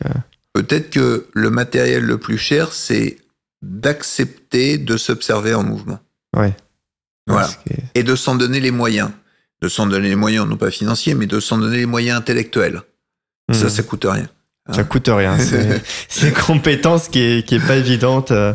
Ça a l'air super. Plein d'avantages, ce qu'on vient d'écouter. Est-ce qu'il y a des limites à cette méthode ou vraiment, en fait, il y a que des bénéfices? Alors, je dirais que les limites, ce sont les limites que vous fixez vous-même. Voilà. Les limites, vous savez, les propres limites, ce sont les personnes qui croient en avoir. Voilà, mais si je pense qu'un mouvement est limité, alors peut-être qu'il faut que je m'organise autrement pour qu'il ne le soit plus. C'est être ingénieux, c'est être créatif aussi quelque part. Ouais. C'est être créatif avec soi-même, c'est d'observer sur soi-même, c'est de, au fur et à mesure, élargir le champ des possibles. Voilà, et puis, faut être conscient de son état, de son âge, etc. Mais... Encore une fois, si on ne commence pas, il n'y a pas moyen d'avancer. Et si par contre on avance et si ça fait du bien, alors continuons ensemble. Voilà. Ouais. C'est un peu la philosophie. Après, est-ce que c'est une méthode qui peut tout et qui peut tout révolutionner? Déjà, si on arrive à faire 99%, c'est bien. Aucune technique, je crois, n'arrive à faire 100%, mais Non, après ouais. tout, je pense que celle-là, et ce que j'en connais, me permettent de dire que c'est suffisamment révolutionnaire pour que ça nous permette de progresser, d'avancer. Ouais. Voilà. Est-ce que t'as vu des changements assez incroyables s'opérer? Est-ce que t'as des cas particuliers ou qui te viennent en tête ou... Ah, des cas comme ça particuliers. Alors, je me souviens particulièrement parce que j'étais très ému ce jour-là. Bon, je donne un cours dans un centre culturel à République et un jour, comme ça, j'ai qu'une seule personne au cours et en plus c'est la doyenne. Elle a 83 ans. Et elle arrive en me disant, je suis fatigué, j'en peux plus, je suis très fatigué, je suis venu vous voir, mais vraiment, M'en et demandez je pas sens trop. quand elle s'assoit qu'elle est lourde, qu'elle est, c'est quelqu'un d'entraîneur, il me dit, en plus, ce matin, j'ai fait 2 heures de gym, bon, elle a fait 2 heures de gym et elle venait au Feldenkrais l'après-midi, très bien, et donc elle se retrouve seule, et je lui propose de faire un cours pour elle. On a fait des tout petits mouvements et ce cours consistait au début, je lui ai demandé de se lever, puis de s'asseoir et de nouveau de se lever. C'était difficile et la personne prenait appui, on sentait un travail musculaire, on sentait le visage se tendre, etc. Et à la fin du cours, je lui ai proposé de refaire la même chose, de s'asseoir. Elle m'a regardé avec des yeux extraordinaire. Elle m'a dit, mais jamais j'aurais pensé en arrivant là que je pourrais faire ça. Et elle s'est levée, elle s'est assise d'une manière, d'une fluidité, avec une mobilité extraordinaire. Voilà. Alors qu'on avait fait dans la séance, et entre nous, heureusement qu'elle avait confiance en moi, Oui. parce que ces mouvements étaient de tout petits mouvements, très très peu. On passait les mains à côté d'un genou et on descendait très légèrement, on remontait vers la cuisse, on descendait vers le genou d'un côté, de l'autre, en faisant un certain nombre de variantes comme ça, en bougeant très peu sur la chaise et tout. Et à la fin de la séance, elle remontait d'un seul bond d'un seul.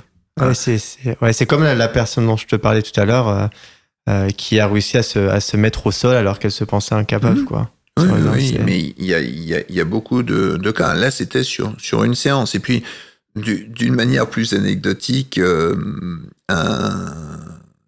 en donnant mes séances, j'ai sur Internet. Bon, j'aime bien avoir un retour un petit peu. Donc, j'appelle les personnes pour savoir comment ça se passe, notamment quand ils sont nouveaux. Et donc, je vois qu'il y a une personne nouvelle, plutôt jeune, donc je l'appelle. Et je lui dis, voilà, comment ça s'est passé? Elle me dit, écoutez, c'est extraordinaire, je comprends pas. Je ne comprends pas ce qui s'est passé. J'ai, depuis l'âge de 15 ans, donc je crois qu'il en avait 35, ou quelque chose comme ça, une douleur persistante à la poitrine.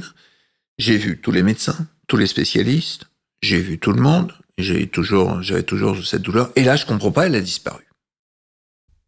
Et la personne était véritablement sous le choc. Voilà, de voir que en une séance, ça avait disparu. Alors, qu'est-ce qui s'est passé? Je peux pas vous le dire puisque j'ignorais le problème de cette personne. Mais en tout cas, lui a très bien retenu ce que lui avait apporté la méthode Feldenkrais. Et depuis, eh bien, il le pratique d'une manière régulière, justement. Voilà. Et une autre fois, on reçoit à dîner une amie de mon épouse et puis 2 de ses enfants. Et l'un des fils, qui avait une situation professionnelle un peu stressante, etc., avait le hockey depuis 48 heures. 48 heures, il avait le hockey, mais d'une manière perpétuelle. Oh, c'est horrible. Sans que ça s'arrête, et y compris la nuit où il pouvait pas dormir, etc. Il se trouve qu'il était à côté de moi à table, le hockey. Ma fille une de mes filles qui est médecin envoie un SMS un WhatsApp à ses copains sur un groupe de médecins. qui lui répondent un peu en vannant, en disant « Oh là là, ma pauvre, un invité comme ça ». Enfin bon, mais sans aucune manière de faire. Tu bois à l'envers, machin, etc. Tu fais peur, tu bois d'ici. Bon, bien sûr, ça marche pas, puisque toutes ces techniques, un peu, il les avait utilisées. Et à la fin du repas, je lui propose d'éloigner un petit peu sa chaise, de s'asseoir différemment. Et j'avais repéré un certain nombre de choses et donc je commence à faire une séance, et au bout de 3 minutes, la personne me dit « C'est parti ». Oh, t'es magicien. Et là, je peux vous expliquer ce qui s'est passé. J'avais vu que cette personne avait les épaules totalement remontées vers l'avant et que ça lui créait une tension colossale que, à la fois sur le plan professionnel, il était très très pressuré.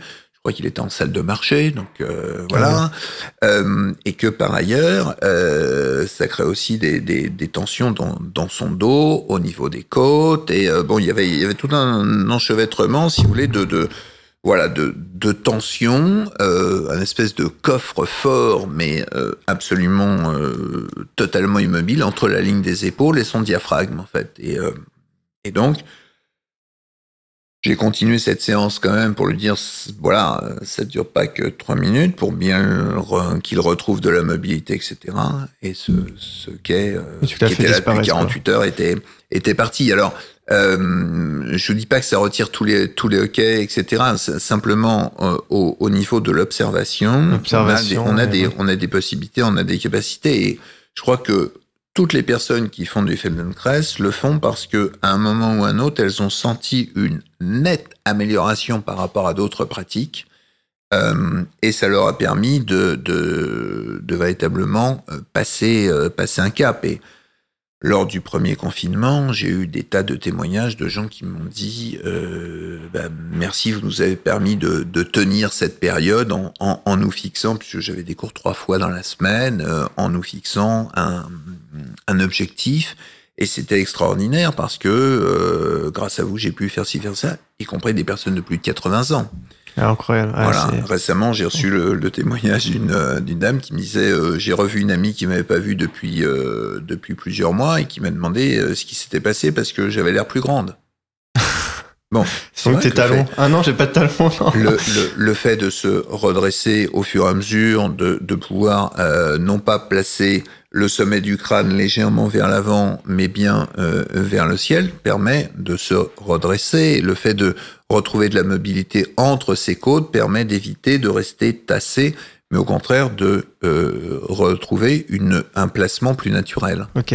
Ouais, ça paraît assez incroyable et ça donne vraiment envie d'essayer. Toutes ces histoires nous portent aussi plus loin, mais il y a des personnes qui étaient dans des étapes beaucoup plus moins favorisées, on va dire, et à qui ça apportait beaucoup de mobilité aussi au quotidien. Oui, tout à fait. Ok, du coup, ça donne vraiment envie. Et donc, si on veut commencer à pratiquer cette méthode, comment on fait ? On cherche un praticien, on tape sur Google méthode Feldenkrais, parce que jusqu'à ce que cette personne m'en parle, aussi que j'apprenne à te connaître et tout, j'avais jamais entendu parler de cette méthode-là.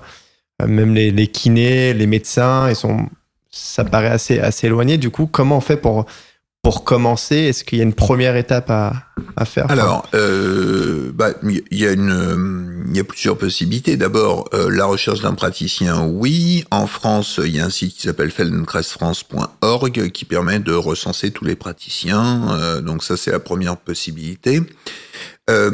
Après, prenez-le près de chez vous. Tous les praticiens ont eu la même formation, c'est-à-dire sur une durée de 4 ans. C'est un standard international. Donc, on est obligé d'être certifié de toute façon pour être praticien. Oui, on peut pas s'improviser. Tout à fait. Donc, ça c'est important. Et en tout cas, l'association feldenkraisfrance.org, l'association Feldenkrais France, dont le site est .org, fait très attention à ce que l'ensemble de ses membres soient bien des praticiens certifiés. Ça, c'est le premier point. Après, il y a une possibilité de Feldenkrais online. Il y a plusieurs possibilités. Moi, j'ai développé un service où j'ai à la fois des cours en direct et ces séances sont enregistrées. Elles figurent dans un espace adhérent. Okay. Donc, il y a à la fois des séances classiques d'une durée de 50-55 minutes, plus des séances bulles, comme je vous l'expliquais, d'une durée de 20 pratique, minutes. Ouais.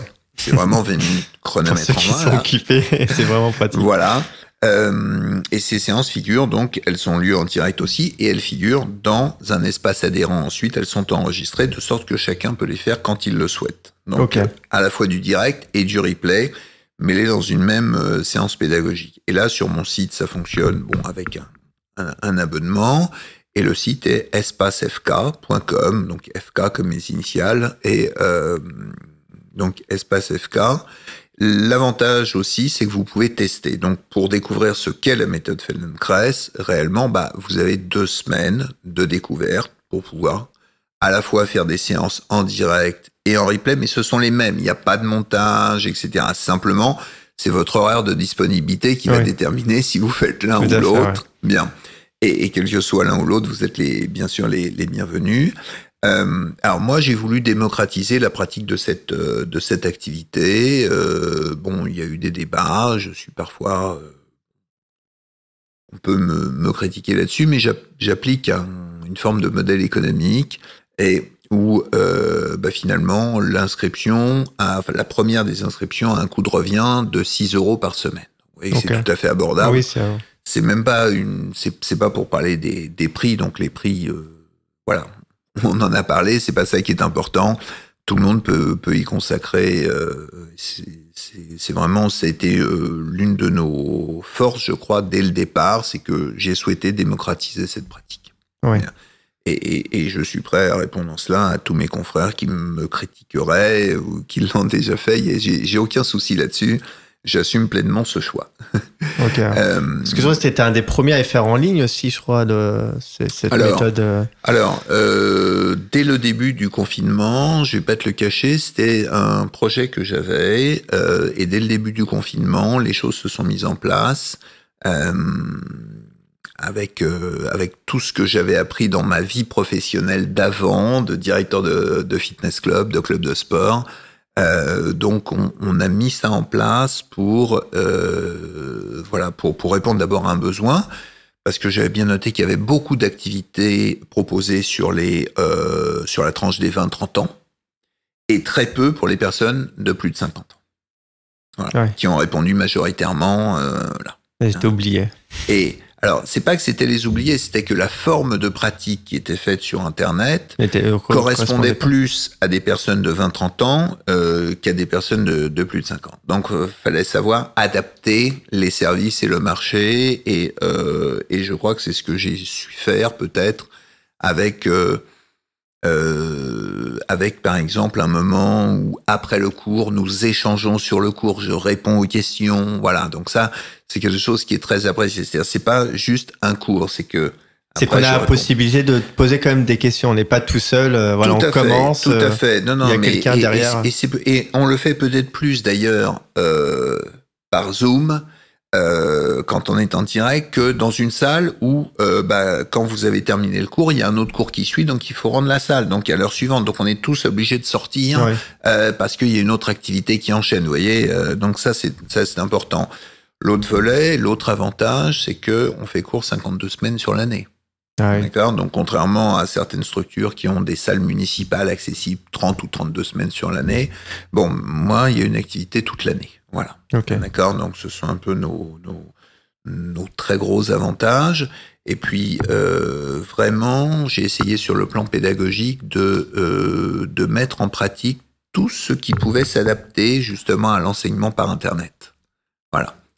Donc ça peut être le fait que pendant le cours, une personne qui n'a pas compris peut avec le chat laisser une remarque et j'y réponds tout de suite pendant le cours. Donc une certaine interactivité. Les personnes qui le souhaitent peuvent mettre leur caméra et je les regarde pendant le cours, ce qui me permet, là aussi, j'ai à peu près 40 à 50% des personnes qui laissent leur image, donc ça me permet de les voir pendant le cours et donc de faire des remarques là aussi, le cas échéant. Nous avons mis un modèle, donc il y a une personne qui fait le cours en même temps, non pas pour dire voilà ce qu'il vous faut faire, mais si jamais votre attention s'échappe un peu, pour vous dire voilà où on en est. On en est, oui. Mais après, et non pas ce qu'il faut faire. Voilà. Donc on fait bien la différence entre les deux. Mais même dans un cours classique, vous avez souvent des personnes qui ouvrent un œil et regardent ce qui se passe à droite ou à gauche. Donc, il y a quelque part un modèle. Si c'est pas l'enseignant, c'est le voisin d'à droite ou de gauche. En tout cas, au début, le temps d'appréhender tout ça. Voilà. Donc, une mise en place pour que chacun soit à l'aise. Ouais, c'est important. On répond à toutes les questions, on démocratise la pratique et il me semble que les personnes ont bien répondu à cela. Voilà. Ok. Et après, si on va aller plus loin, on peut prendre une séance individuelle avec toi. Alors, il y a également donc tous les enseignants, tous les praticiens proposent des séances individuelles. Là, si vous avez une problématique particulière, exprimez-la, dites-la. On est là pour y répondre de la manière la plus pointue possible, en apportant à la fois notre savoir-faire et puis en apportant également des réponses qui, en tout cas, moi, c'est ma manière d'aborder les séances individuelles. Mon but, c'est pas que la personne en devienne dépendante et revienne toutes les semaines. D'accord ? Ouais. C'est au contraire de donner le minimum de séances pour donner les clés, de manière à ce que la personne puisse ensuite les adapter au quotidien. Ça, c'est intéressant, ça. C'est vrai que créer pas forcément une dépendance et être capable, en fait, tous les jours de pouvoir... Que la personne puisse ensuite adapter dans sa vie quotidienne ce qu'on va voir dans la séance. Okay. On a parfois des demandes très pointues, très spécifiques. On essaie toujours de voir comment la méthode Feldenkrais peut y répondre. Ok. Donc quand on fait des cours collectifs, on va dire c'est une approche globale. On va peut-être travailler à chaque fois une partie du corps, une partie du corps. Et après, si on veut vraiment creuser, c'est tout un intérêt à aller voir un praticien en individuel. Alors, oui, les cours collectifs, c'est une pratique globale déjà très large. Hein. Donc, attention au fait de se dire c'est une partie du corps, parce que, par exemple, si on prenait l'exemple de tourner la tête, on va tourner la tête, mais on va aussi après bouger les épaules, puis peut-être les hanches. Donc, en fait, on va entraîner tout le corps vers un objectif spécifique. Voilà. Et puis... chacun organise ses cours comme il le souhaite, mais je sais que j'ai des collègues qui tout à la fois font parfois des groupes de niveau. Moi, il m'arrivait là dans la période passée, c'était un petit peu difficile, mais on va le refaire, de proposer des ateliers thématiques. Voilà, donc pendant une demi-journée sur un thème. Donc on a énormément de formes de pratique. J'ai des collègues qui proposent par exemple des semaines de vacances là pendant l'été. Ça me plaît bien ça. Vous partez dans un lieu en général très agréable, montagne, rural ou autre, et vous pouvez découvrir avec 2 ou 3 cours de méthode Feldenkrais par jour cette pratique. Voilà. Ok, intéressant. Donc c'est vraiment quelque chose de particulièrement agréable à proposer et qui surtout doit nous permettre de pratiquer sans tabou. C'est-à-dire que on veut vraiment que ça soit adapté pour que tout le monde puisse le pratiquer. On l'a dit, peu importe l'âge, la personne elle a 100 ans, elle a 60 ans, elle est grosse, maigre, grande, petite, c'est vraiment pour... Alors, il y a aucun critère physique. Il n'y a aucun critère physique, c'est important de le préciser. D'abord, donc ça, c'est très important. C'est vrai que comparativement à d'autres cours où, quand vous vous retrouvez avec des personnes qui correspondent toutes à un certain gabarit. Oui, c'est ça. Voilà, là, tout le monde est à l'aise parce qu'on vient pas là pour ça.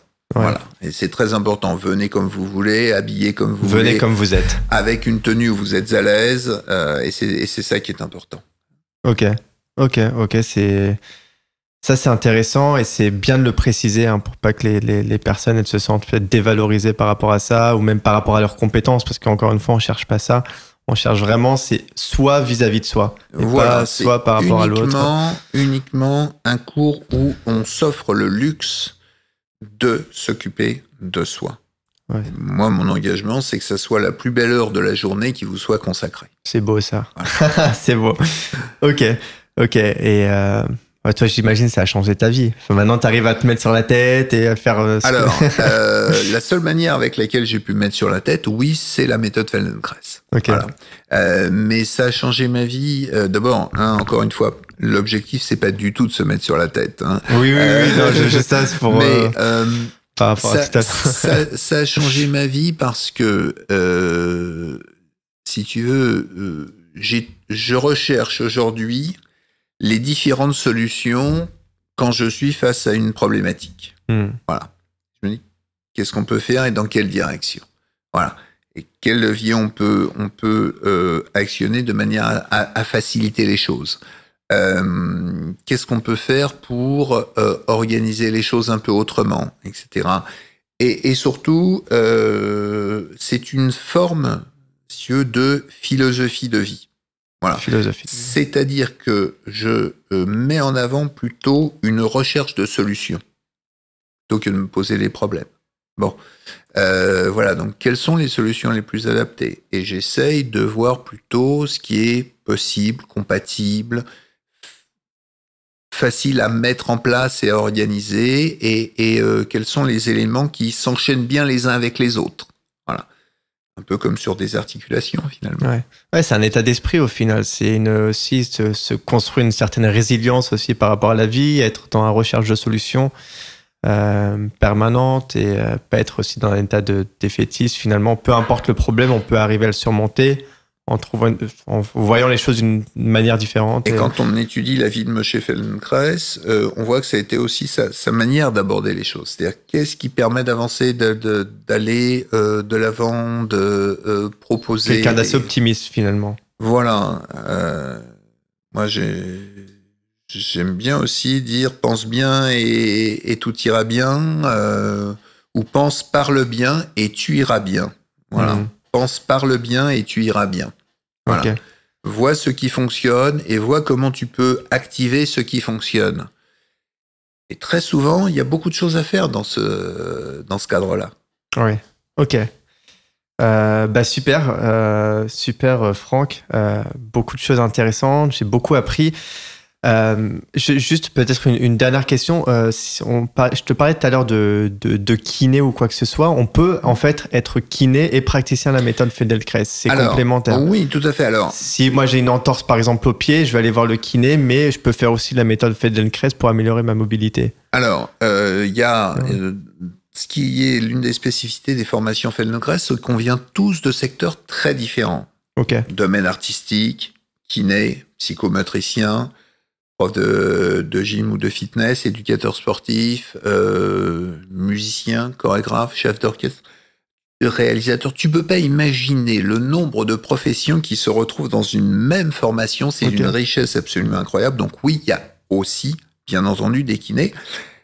Et très récemment, j'ai eu une kiné au téléphone qui me demandait des renseignements sur des formations, alors que moi, je ne dirige pas d'organisme de formation en tant que tel, même si je les connais, et s'il m'arrive parfois de leur envoyer certaines personnes, et qui me disait, moi, vous comprenez, je suis kiné, et donc j'aimerais avoir je voudrais faire qu'une formation sur 2 ans, parce que j'estime que mon niveau de kiné, ça équivaut à... je lui ai gentiment expliqué que, quelle que soit sa profession, on passe tous à la casserole. C'était bien sur 4 ans parce que il y avait besoin de cette forme de maturation et que ce qu'elle allait apprendre là, elle ne l'avait jamais appris nulle part. Par exemple, dans une séance individuelle, quand on bouge une épaule chez nous, quand on prend une hanche, un kiné ne sait pas le faire.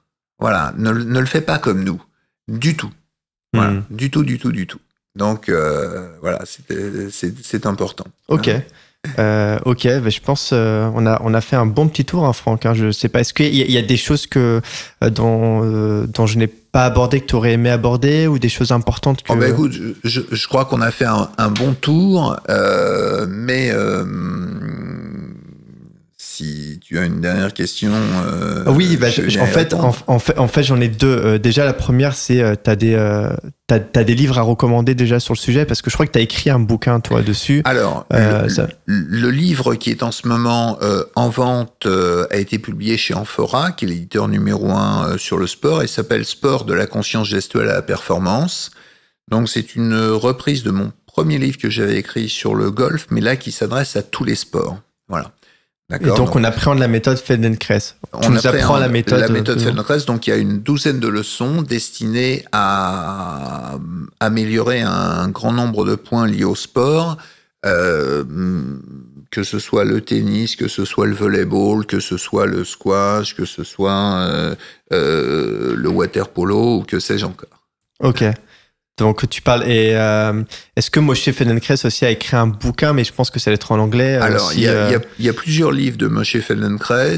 Le mieux peut-être. Alors il a écrit notamment un livre qui est assez facile sur sa démarche concernant les séances individuelles, qui s'appelle le cas Doris. Il s'est occupé d'une personne, donc et c'est le cas de cette personne qui s'appelle Doris qui est expliqué là, et comment il a mené ce cheminement au fur et à mesure pour lui faire retrouver un grand nombre de fonctions qu'elle avait perdues au niveau de son système nerveux. Ok, le cas Doris. Le cas Doris, okay. voilà. Moi, de toute façon, Moshe Feldenkrais. Je mettrai tout ça et c'est très lisible, très facile à lire. C'est pas comme tu disais tout à l'heure, le gros pavé de lire, très théorique. Non. Après, pour des personnes qui sont plus avancées dans la pratique, il y a certains livres, pas tous, on peut pas tous les trouver en ce moment en français. Okay. On est encore sur un petit, entre guillemets, marché, et donc les éditeurs ne se bousculent pas. Ouais. Moi, tu es le précurseur, on est encore tout au début. Voilà. Ok. J'ai une question que j'aime bien poser, que j'aimerais te poser, Franck. Si tu étais dans les nuages, donc rien à voir avec, pour le coup, la méthode Feldenkrais, si tu étais dans les nuages et que tu avais la possibilité de diffuser un message au monde entier, quel serait-il ? Tu veux dire un message Urbi et Torbi à la ville et au monde, par exemple? Par exemple, t'es dans les nuages, t'as un grand panneau ou t'as un grand mégaphone. Alors, je vais te faire une confidence. Il y a quelques mois, l'une des 13 personnes qui a été l'une des assistantes de Moshe Feldenkrais est décédée en Israël. Elle s'appelait Ruti Alon. J'avais eu la chance de la voir en formation à Paris 1, aux côtés de Myriam Pfeffer, qui était l'une des autres assistantes, qui était quelqu'un avec qui j'avais vraiment beaucoup d'admiration. Et Ruti aussi, elles avaient deux personnalités complémentaires, mais elle est décédée à 90 ans et elle a fait graver sur sa pierre tombale parce qu'il n'y a pas de médicament pour la posture. Ah, c'est beau. Voilà. Il n'y a pas de médicament pour la posture. Donc, qui a peut-être été ce qui a sans doute été le leitmotiv de sa vie. Alors, je vais te faire une confidence. Moi, j'ai pas encore pensé à l'inscription. En tout cas, je l'ai pas trouvée. Mais je me dis que celle-là est pas mal du tout. Je lui en laisse la paternité et puis, ou plutôt la maternité. Quant à moi, tu me laisseras un petit peu de temps pour réfléchir. Okay, Et vu le thème un petit peu général de ce podcast, c'est-à-dire comment aller jusqu'à 120 ans, je me dis qu'il me reste encore 6 petites décennies pour y parvenir. Donc, mais en tout cas, avec cette méthode-là, on a beaucoup de clés en main pour aller jusqu'à 120 ans, en pleine mobilité, pleine forme. On vivra plus longtemps. Voilà, faut savoir comment. Mais bien entendu, on va vivre plus longtemps. Alors, tant qu'à faire, soyons mobiles. Ouais. Et peut-être que l'un des biens qu'on est le plus profondément ancré en nous à conserver et à développer, c'est la mobilité de notre squelette. Ouais. Moi, ça me fait peur, parce que quand je vois les personnes, à un âge 60 ans, 70 ans, elles sont toutes bloquées de partout, plus aucun. Je dis, mais c'est vraiment pas comme ça que j'ai envie de vieillir, et encore moins, si tu vas jusqu'à 120 ans et que t'es bloqué, finalement, ça sert à quoi? T'as pas de liberté, quoi. Et donc, l'idée, c'est arriver à trouver une certaine forme de liberté dans son corps. La liberté de mouvement, se réapproprier son corps, retrouver son corps en mouvement me semble essentiel. Et c'est vrai que pour notre posture, nous n'avons pas de médicament. Alors, notre seul médicament, c'est nous-mêmes, de nous prendre en main, de nous prendre en charge.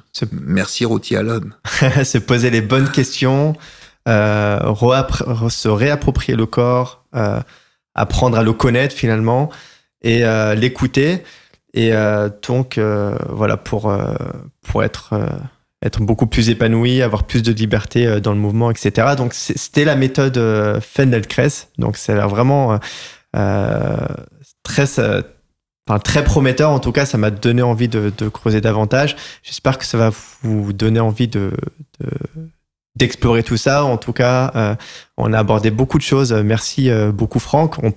Merci, Liron. On peut te retrouver sur les réseaux. Donc, tu m'as dit le site Espace FK. Alors, le site, c'est www.espacefk.com. Okay. Et puis, le compte Facebook, c'est Feldenkrais pour tous. Ok, Feldenkrais pour tous. Je mettrai les liens dans la description.